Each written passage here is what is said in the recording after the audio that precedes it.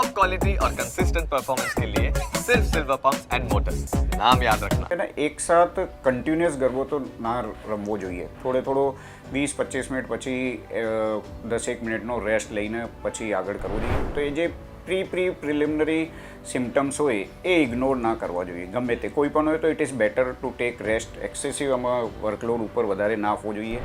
મારી પર્સનલ રાયથી તો જે અત્યારે આ 12 કલાક સુધી ગરબા રમવાનું આ હેલ્થ માટે કોઈ પણ તરીકે યોગ્ય નથી, અને એ પણ સતત 9 દિવસે. અને બને ત્યાં સુધી એકાદ દિવસ સુધી બરાબર છે, પણ ડેલી 9 દિવસ સુધી તો સતત આખી રાત ગરબા કરવાથી બોડીના દરેક ઓર્ગન ઉપર આ પ્રોબ્લેમ કરી શકે. નવરાત્રી આવી રહી છે ને, આપણે બધા જ એક્સાઇટેડ છીએ, પણ નવરાત્રી આવે ને ત્યારે રોજે રોજ એવા કિસ્સાઓ પણ ઘણા બનતા હોય છે કે જેમાં હાર્ટ એટેકના કારણે કોઈ વ્યક્તિ ગરબા ગાતા ગાતા પડી જાય છે, બીજી ઘણી બધી તકલીફો થતી હોય છે. એટલે નવરાત્રીનો ઉત્સાહ તો એક બાજુ છે જ, પણ બીજી બાજુ ચિંતા પણ એ થાય કે આવા પ્રકારના બનાવો ના બને. નવરાત્રી આવે, લોકો આખી રાત જાગતા હોય ને પછી બીમાર થવાના પણ કારણો આવતા હોય છે, કારણ કે ઊંઘ પ્રોપર લીધી જ ના હોય. એટલે ગરબા કરવાના, મજા કરવાની, પણ સાથે સાથે સ્વાસ્થ્યનું પણ એટલું જ ધ્યાન રાખવું પડે. અને એ જ વિશે ચર્ચા કરવા માટે આજે આપણી સાથે ડોક્ટર પ્રવીણ ગર્ગ છે.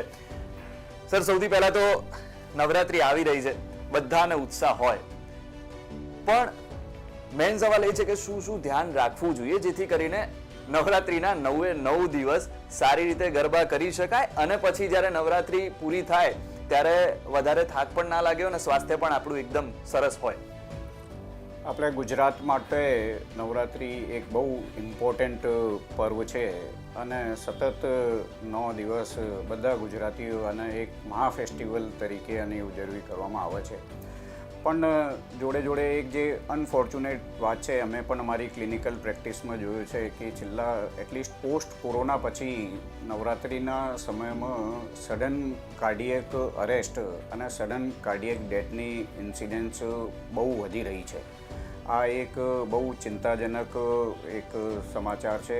તો આના માટે હું આપના માધ્યમથી દર્શક મિત્રોને થોડી 2-4 જે ઇમ્પોર્ટન્ટ પ્રિવેન્ટિવ મેથડ્સ હોય એ બતાવવા માટે માગું છું.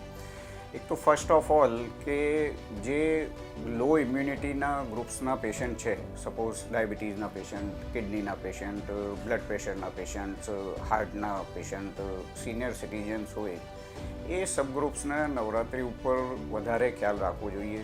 એ લોકોને બને ત્યાં સુધી કે તો એક્સેસિવ ગરબાની જે એક્સરસાઇઝ કે હોય એ ઓવર સ્ટ્રેન જે હોય એ કરવાનો અવોઇડ કરવો જોઈએ.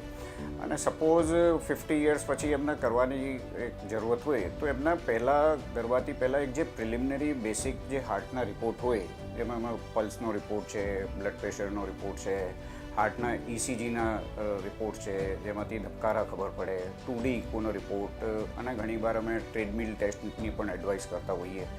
અને સીરમ લિપિડ પ્રોફાઇલ છે, કોલેસ્ટ્રોલનો રિપોર્ટ છે, એ બધા બેસિક જે લોહીના રિપોર્ટ્સ અને ECG હાર્ટના રિપોર્ટ્સ છે એ કરાવી લેવા જોઈએ. અને પ્રિલિમિનરી ડૉક્ટરની જે તમારો કોઈ પણ MD કે કાર્ડિયોલોજિસ્ટ હોય એમની સલાહ મુજબ એ સપોઝ કોઈ રિપોર્ટમાં કોઈ પ્લસ માઇનસ કંઈ પોઝિટિવ આવે તો અમે ડોઝ મોડિફાઈ કરીને પછી ગરબામાં ચાલુ કરવો જોઈએ. આ તો વાત થઈ જે હાઈ રિસ્ક સબગ્રુપ્સની છે. બીજા આપણે યંગસ્ટર હેલ્ધીની વાત કરો તો એ પણ જોવામાં આવ્યું છે કે કોરોના પછી એમાં પણ એક્સેસિવ એક્ઝર્શન કર્યા પછી તરત જ હાર્ટની ઇલનેસ વધી રહી છે.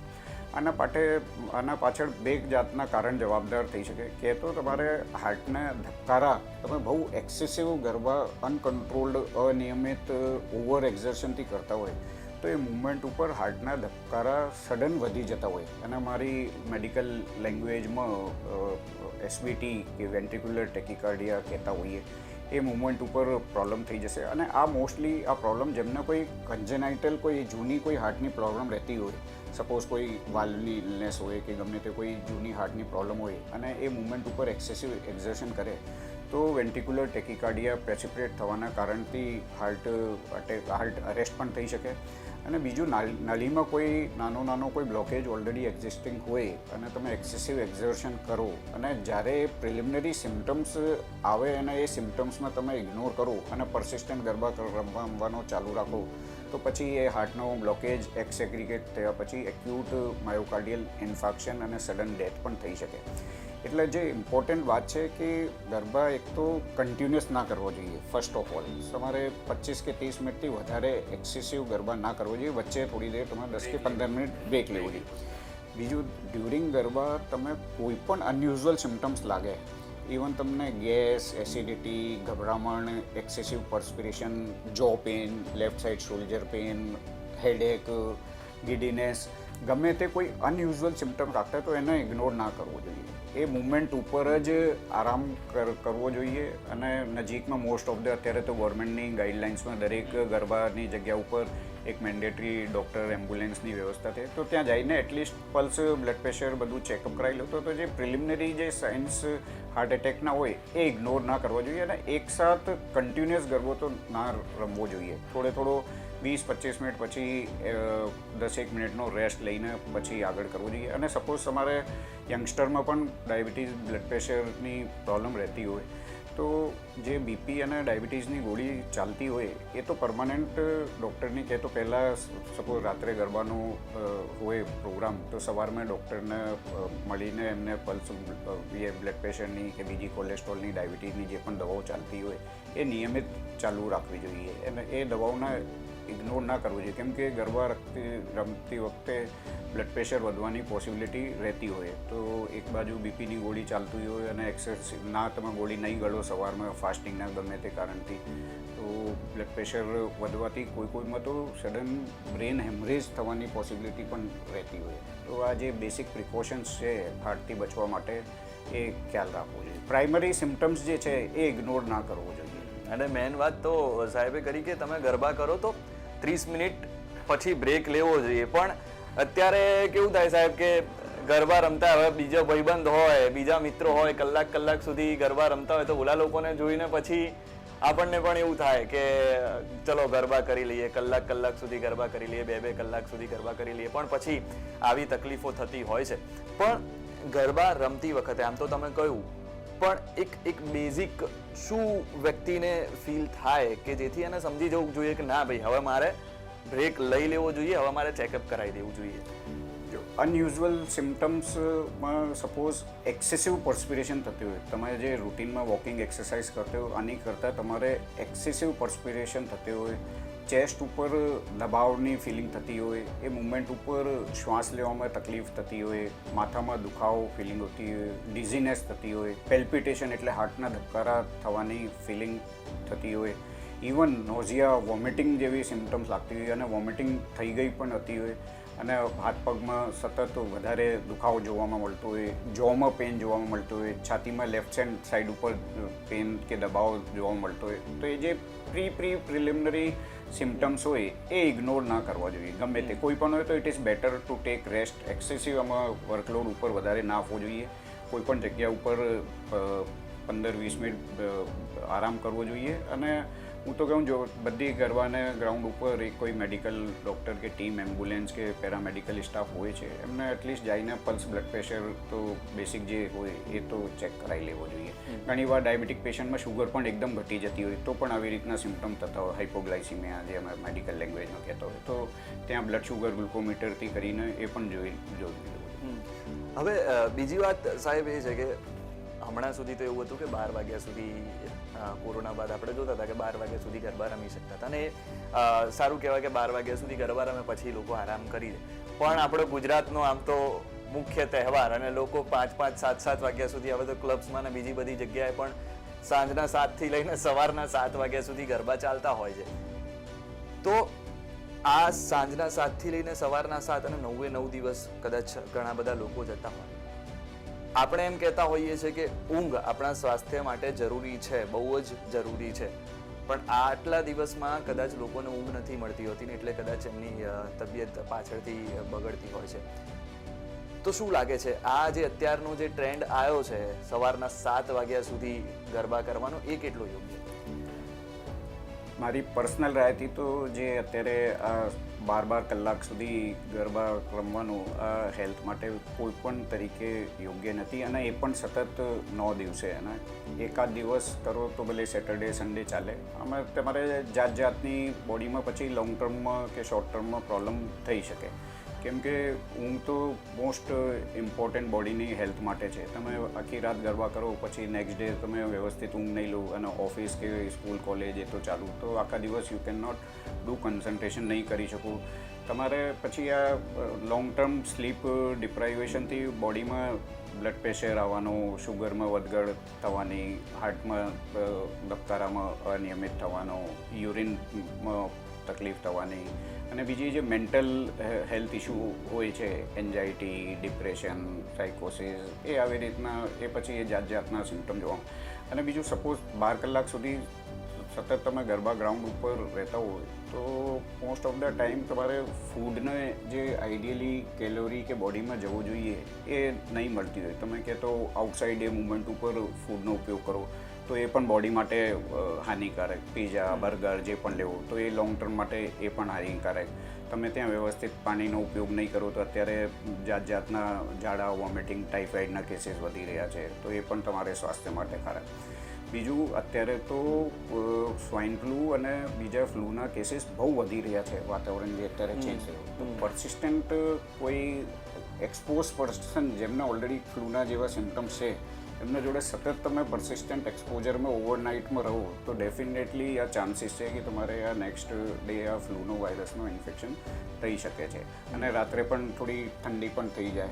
તો પરસિસ્ટન્ટ આ ગરબાના કરવાથી એક તો તમારી બોડીમાં જાત જાતના ઇન્ફેક્શન, એટલે ફ્લૂનો ઇન્ફેક્શન, શરદી, cough, influenza infection, swine flu infection, બહારનો જમવાના લેવાથી ટાઇફોઇડનો ઇન્ફેક્શન, ડાયરિયા, વોમિટિંગ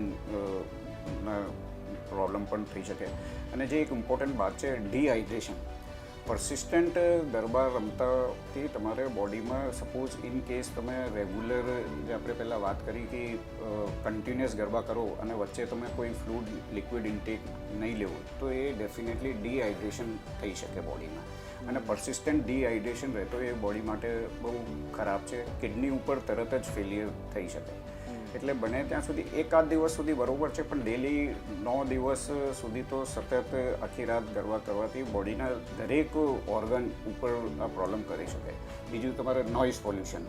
હા, પરસિસ્ટન્ટ તમારે ચલો ભલે 12 વાગ્યા પછી સુપ્રીમ કોર્ટની ગાઈડલાઇન્સથી એટલું વધારે હેવી મ્યુઝિક એક્સપોઝર અલાઉ નહીં, છતાં પણ નોઇઝ પોલ્યુશન અને એર પોલ્યુશન, ક્રાઉડિંગ પ્લેસમાં એર પોલ્યુશનના કારણથી તમારે શ્વાસમાં તકલીફ, રેસ્પિરેટરી ટ્રેક્ટ ઇન્ફેક્શન, અસ્થમાનો પ્રેસિપિટેશન એ પણ થઈ શકે. નોઇઝ પોલ્યુશનથી તમારે કાનના પડદા ઉપર ડેમેજ. તો એટલે પછી લોંગ ટર્મ હેડેક, ઊંઘ પૂરી નહીં હોય, બીજું આખી રાત તમારે નોઇઝ પોલ્યુશનમાં એક્સપોઝર હોય તો આખા દિવસ તમે પછી હેડેકની સમસ્યા. તો એટલે કોઈ પણ બોડીનો ઓર્ગન એવું નહીં કે પરસિસ્ટન્ટ 9 days તમે ગરબામાં સતત રહો તો એ લોંગ ટર્મમાં ઉપર અસર નહીં કરી શકે.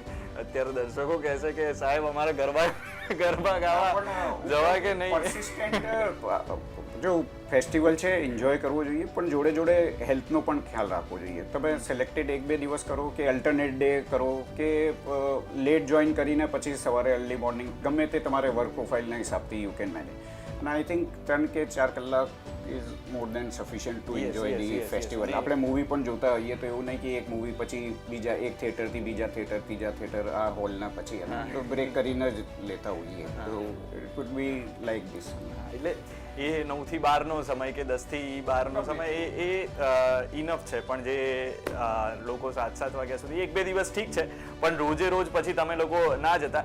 બીજું સાહેબ કે કોઈને 9 વાગ્યાનો જોબનો ટાઈમ છે, પછી ઘરે આવે છે અને તરત ગરબા ગાવા જવું છે, તો ઇન્સ્ટન્ટલી આમ એનર્જી આવી શકે એવું કયું ફૂડ લઈ શકે? મારે એ પણ થોડું અત્યારે જે વાત કરવાની ઇમ્પોર્ટન્ટ કહી દઉં. અમને પણ અમારી પ્રેક્ટિસમાં જોઈએ કે ગરબાના 9 દિવસમાં લોકો મેડિકલ સ્ટોરથી આડીહોડી painkiller, antibiotic, energy food, પ્રોટીનના પાવડર એ બધા લેતા હોઈએ. આ હેબિટ તો એકદમ, હું તો કહું, એક ક્રાઇમ છે. કોઈ પણ સંજોગમાં વિધાઉટ ડૉક્ટરની સલાહ મુજબ પ્રિસ્ક્રિપ્શન કોઈ પણ જાતની દવાઓ, ઇવન કોઈ મલ્ટીવિટામિન, કોઈ એન્ટીબાયોટિક કે કોઈ પેન કિલર કોઈ ના જ લેવી જોઈએ. કેમ કે ઓલરેડી તમે એક એક્ઝોસ્ટેડ સ્ટેટમાં હોય અને પછી આ દવા ખાલી પેટ તમે લેવો તો એ સિવિયર ગેસ્ટ્રાઇટિસ, વોમિટિંગ અને દરેક ઓર્ગન ઉપર, કિડની ઉપર, બધા હાર્ટ ઉપર અસર કરી શકે. તો એટલે ફર્સ્ટ ઓફ ધ ઓલ કોઈ પણ જાતની મેડિકલ સ્ટોરથી તો પેઇન કિલર, એન્ટીબાયોટિક કે કોઈ શક્તિની, વિટામિનની કે પ્રોટીનનો પાવડર એ ના લેવો જોઈએ. અને સપોઝ કોઈ જરૂરત પડે તો ડૉક્ટરની સલાહ મુજબ જ લેવી જોઈએ. અને જે એનર્જી જે ડ્રિંક્સની તમે વાત કરી એ તો ઘરમાં જે અવેલેબલ હોય, તમે લીલા શાકભાજી, ફ્રૂટ, જ્યુસ, સૂપ, ગરમ દૂધ, જે ઘરમાં આપણે નેચરલ જે વસ્તુ મળતી હોય આનો જ ઉપયોગ કરવો જોઈએ. પણ બહાર આઉટસાઇડની મેડિકલ સ્ટોરથી તો કોઈ પણ જાતની દવાઓ ના લેવી જોઈએ. મોસ્ટ ઓફ ધ યંગસ્ટર અને મેડિકલ સ્ટોરથી તાક લાગે તો ગરબા કરતાથી અડધો કલાક પહેલાં જ અને કોઈ કોમ્બી ફ્લેમ કે પણ ગમે તે કોઈ પેઇન કિલર લઈને પછી કરતા હોય તો this practice should be avoided at all. એટલે આ જે વસ્તુ સાહેબે પણ કીધી કે દવા ખોટી લેવાનો કોઈ મતલબ નથી. તમારામાં એનર્જી છે ત્યાં સુધી રમો ને બાકી ઘરે જઈને આરામથી સૂઈ જાઓ, બીજા દિવસે પાછું તમે ગરબા રમવા જાઓ. બીજી વસ્તુ સર કે ઉપવાસ રહેવાનું પણ ઘણા લોકો રહેતા હોય છે. યુવાનો તો અત્યારે નથી રહેતા, પણ જેમ કે મારા બા છે તો મારા બા, દાદા, મમ્મી, પપ્પા બધા નવરાત્રિના 9 દિવસ આપણે તહેવાર છે, સાથે સાથે મા અંબાની પણ આરાધના કરતા હોય છે ને એના કારણે ઉપવાસને એ બધું રહેતા હોય છે. એમાં કેટલું ધ્યાન રાખવું જોઈએ? અને જો ઘણા વ્યક્તિઓ એવા છે કે જેમને ઓલરેડી હાર્ટનો પ્રોબ્લેમ છે, તેમ છતાંય ડાયાબિટીસ છે, હાર્ટનો પ્રોબ્લેમ છે, મલ્ટિપલ ડિસીઝ છે, તેમ છતાંય ઉપવાસ રહેતા હોય છે. કેમ કે માતાજી નારાજ ના થઈ જાય અને માતાજીને ખુશ કરવા છે, એમનામાં એટલી શ્રદ્ધા છે. પણ એમને શું સલાહ આપશો કે ઉપવાસ રહેવો જોઈએ કે નહીં?